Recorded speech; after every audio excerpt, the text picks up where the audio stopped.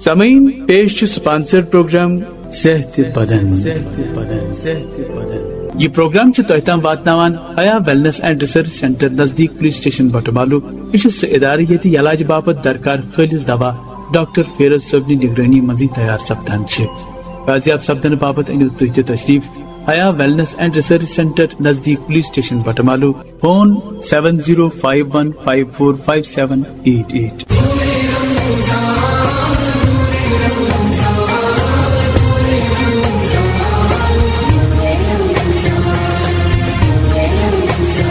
السلام علیکم ورحمۃ اللہ وبرکاتہ. صحت بدن کے ایک اور شمارے میں ہم آپ کی خدمت میں حاضر ہیں. آج بھی ہمارے ساتھ اسٹوڈیو میں تشریف آور ہیں شیخ الحدیث محترم المقام مولانا مفتی نذیر احمد قاسمی صاحب اور حیا اسپتال کے سرپرست M D doctor Feroz Ahmed صاحب. آج بھی ایک دلچسپ موضوع پہ اور اہم موضوع پہ ہم گفتگو کرنے جا رہے ہیں، بلکہ سوال پوچھنا چاہتے ہیں مولوی صاحب سے. مولوی صاحب، ہم نے دیکھا ہے کہ رمضان کے مہینے میں بہت سارے لوگ اعتکاف کرتے ہیں، اعتکاف میں چلے جاتے ہیں. آپ یہ بتائیے کہ اعتکاف کی اسلامی اہمیت کیا ہے اور کیا ہر ایک محلے میں کوئی نہ کوئی اعتکاف میں جانا چاہیے؟ بسم اللہ الرحمن الرحیم. اعتکاف انتہائی قیمتی، بہت عظیم، بہت مفید اور اللہ کو پسند آنے والا بہت ہی اچھا عمل ہے. یہ اعتکاف ہمیشہ سے رہا ہے اور پچھلے نبیوں کی زندگی میں بھی اعتکاف رہا ہے اور اللہ کے نبی علیہ السلام کی حیات مبارکہ میں بھی اعتکاف رہا ہے. اعتکاف کے معنی یہ ہے کہ ایمان والا دنیا کے تمام بکھیڑوں دھندوں حتیٰ کہ گھر اہل و عیال اور ہر چیز سے کٹ کر کے اللہ کے دروازے پر جا کے بیٹھ جائے. اللہ کے دروازے پر پڑ جانے کا نام اعتکاف ہے. اور ابراہیم علیہ السلام کا واقعہ جو قرآن کریم میں بیان فرمایا تو اس میں بھی اعتکاف کا تذکرہ آیا کہ اے اللہ فرمانے ابراہیم السلام کہ میرا گھر تعمیر کرو تاکہ اعتکاف کرنے والے وہاں اعتکاف کر سکیں اور نمازیں پڑھنے والے نمازیں پڑھیں. اعتکاف کی بہت زیادہ فضیلت ہے. چاہے اعتکاف میں انسان سویا رہے اور کوئی الگ سے عبادت نہ کرے، مگر اس کے باوجود اعتکاف میں رہتے ہوئے اس کا ایک ایک لمحہ عبادت میں گزرتا ہے وہ اللہ کے دروازے پر پڑا رہتا ہے. بے شمار ایمان والے اعتکاف کرتے ہیں اور کرنا بھی چاہیے. تو اعتکاف کے حوالے سے جو تفصیلی گفتگو کرنے کی ضرورت ہے وہ ظاہر اس مختصر وقت میں تو نہیں ہو سکتی، تاہم جو کچھ عرض کیا جا سکتا ہے وہ یہ کہ رمضان کے مہینے میں اعتکاف کرنا بہت زیادہ بہتر ہے بمقابلے دوسرے مہینوں کے. کہ رمضان کے مہینے میں بھی آخری عشرے کا اعتکاف کرنا سنت ہے. اللہ کے نبی علیہ السلام ہمیشہ اعتکاف کیا کرتے تھے اور آخری عشرے کا اعتکاف کرتے تھے. آخری عشرے کا اعتکاف کرنے میں ایک بڑا فائدہ یہ بھی ہے کہ شب قدر مل سکتی ہے، کیونکہ شب قدر آخری عشرے کی طاق راتوں میں ہوا کرتی ہے. اعتکاف کو کہا جاتا ہے اعتکاف مسنون، اعتکاف سنت. لیکن ان آخری عشرے کے علاوہ اگر باقی مہینے میں اعتکاف کیا جائے اس کو کہیں گے اعتکاف مستحب. اور وہ اعتکاف مستحب جتنے دنوں کا چاہیں کر سکتے ہیں، کم سے کم بھی کر سکتے ہیں، زیادہ زیادہ بھی کر سکتے ہیں. اس کے بعد سوال یہ ہے کہ کیا چند لمحوں کا اعتکاف ہو سکتا ہے، تھوڑی دیر کا اعتکاف ہو سکتا ہے، آدھے دن کا اعتکاف ہو سکتا ہے؟ تو جواب ہے کہ ہاں، اس کی بھی نیت کر سکتے ہیں. مسجد میں داخل ہو اعتکاف کی نیت کر لیں. جتنی دیر آپ مسجد میں رہیں گے اتنی دیر نمازوں کا ثواب الگ اور اعتکاف کا ثواب الگ ملتا رہے گا. اور اگر 24 گھنٹے کا اعتکاف ہے تو اس کے لیے پھر روزہ بھی شرط ہے کہ روزے کے بغیر اعتکاف نہیں ہوگا.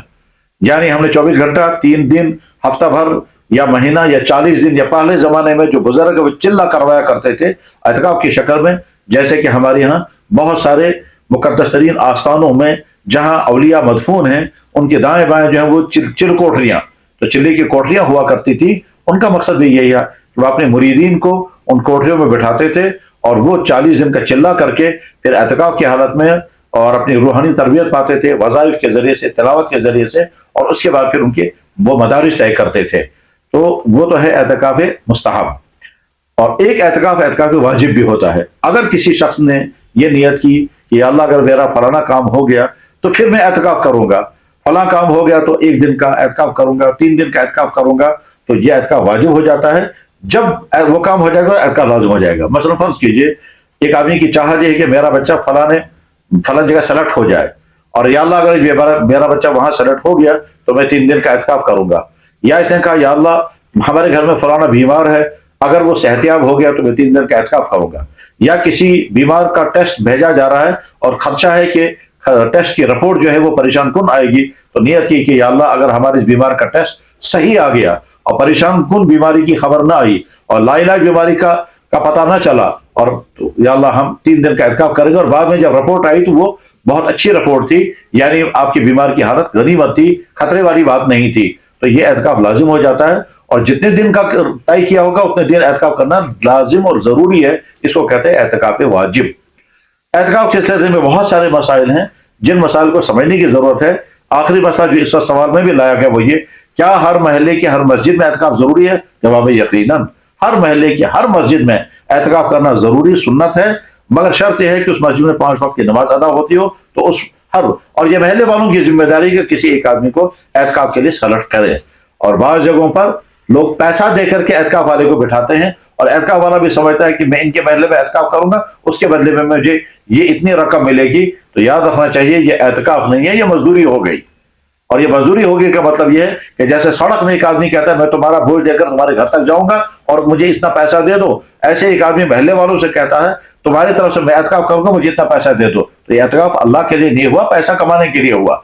तो न महल्ले वालों को ये पैसा देना जायज है, न उस शख्स को लेना जायज है। और अगर ये लिया और दिया गया और वही समझें कि मेरा एहतिकाफ अदा हो गया, महल्ले वालों की सर से उतर गया, इससे न एहतिकाफ अदा होता है, न महल्ले वालों की सर से एहतिकाफ का फरीजा उतरेगा। बहुत बहुत शुक्रिया मौलाना साहब इस एहतिकाफ के बारे में जो आपने जानकारी दी और मुफीद जानकारी दी, बहुत बहुत शुक्रिया। डॉक्टर साहब आपका भी शुक्रिया। अगले प्रोग्राम में होगी और मुलाकात। अस्सलाम वालेकुम।